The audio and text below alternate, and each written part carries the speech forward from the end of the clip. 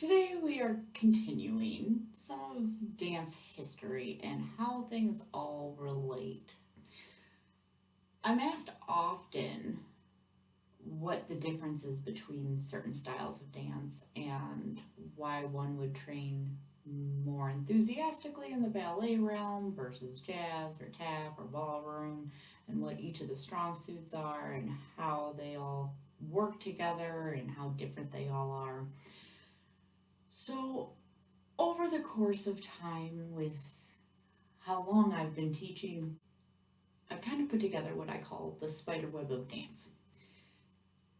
Now, this is a very abbreviated version of this, but it'll give you the idea. I've kind of changed the spider web based on what I'm teaching and when, and sometimes I go into really big details and I'll fill up actually our really big dry erase board.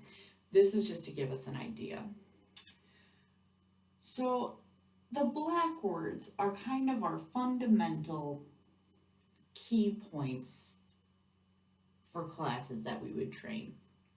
Ballet is our classic, that's usually what dancers all say is the foundation of dance.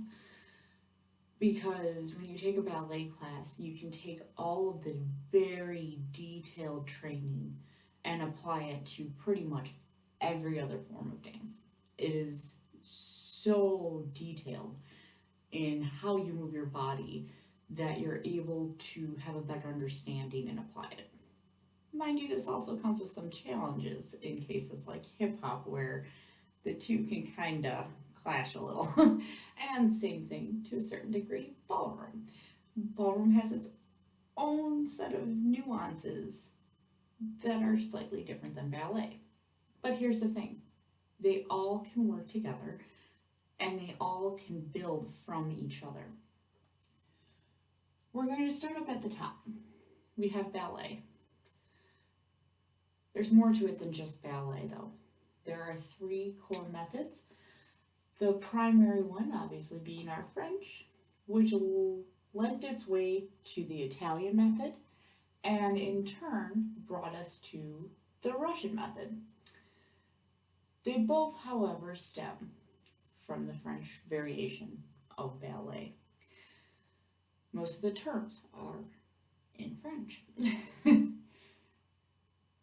From jazz, we kind of get a hybrid. It pulls from ballet. Now, when we take different aspects of each technique, we can get our contemporary, we can get our modern, our lyrical, our liturgical. We get all these different vibes with each one of these different styles. Some of them can even pull from your hip hop. Some of these can even pull from tap, or they can even pull from your ballroom.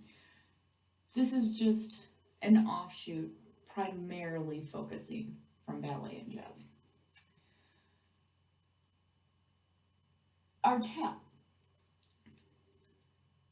has roots in various African cultural dances. It has roots leading back to different types of Irish dances. That leads us to clogging. And it's not just clogging in the sense of what we know now with how we clog for like our country dancing and stuff like that. There's wooden shoes type Holland clogging as well. And that is just all different offshoots. Tap has a whole other history of itself that you can dive into and where it all pulls from. Ballroom gives us our foxtrots, and when I say ballroom, this is really just general social dancing. So there's a lot that goes into if you're dancing for a social perspective or if you're training for like ballroom competition. So we're kind of using this as a generic term. Your ballroom leads to your foxtrot, it leads to your swing dancing, it leads to your waltzes. This gives us our tango, our rumba, our line dancing, our country two-step, our salsa, our cha-cha, our sambas. There's a whole world of just social dances that you can do, and obviously I am not listing all of them. From there, we have hip hop. Hip hop gives us specifically popping, locking, house, whacking. It gives us vogue and funk, amongst many other styles of hip hop. With that, funk and vogue can lend itself or pull from a little bit of jazz. Hip hop can also pull a little bit from each of our Latin dances. We also have swing, which leads us into our lindies and jazz, amongst other steps that we can do.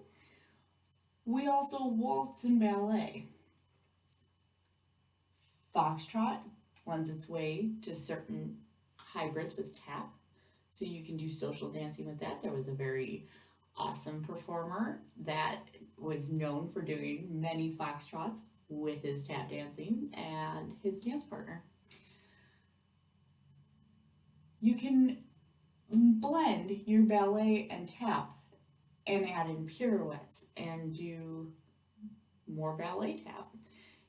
You have your soft shoes, you have all these different things that branch off.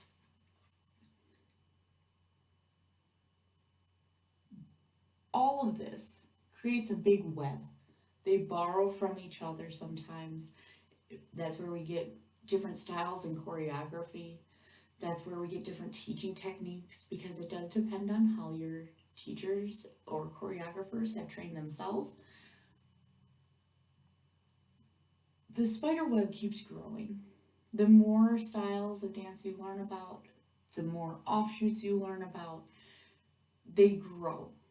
They each have their own history, they each have their own start, and they each have their own importance. But once you see that they all kind of come together, the dance world makes a bit more sense. I will see you tomorrow as we talk about dancing around the world. I will see you then.